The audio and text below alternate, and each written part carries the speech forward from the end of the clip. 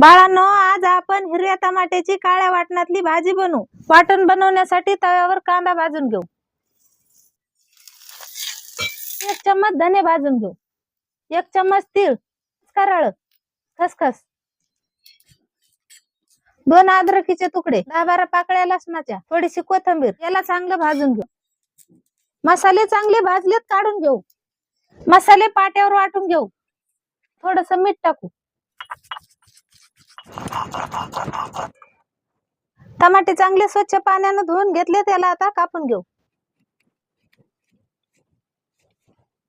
फोडणीसाठी चुलीवर कढई ठेवून घेऊ। 3 उबळ्या तेल टाकून घेऊ।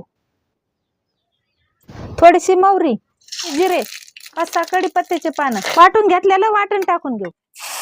1 चम्मच लाल तिखट, काळा मसाला, कांदा लसूण मसाला, थोडीशी हळद, त्याला चांगलं परतून घेऊ। आपल्याला जेवढा रस्सा लागेल तेवढं पाणी टाकून घेऊ। चवीपुरतं मीठ टाकून याला 5-10 मिनिटं शिजू देऊ। आपली भाजी चांगली शिजली, प्लेट मध्ये खाण्यासाठी काढून घेऊ। हिरव्या टमाट्याची भाजी बनवलेली कशी वाटली? व्हिडिओ आवडल्यास लाईक आणि फॉलो करायला विसरू नका।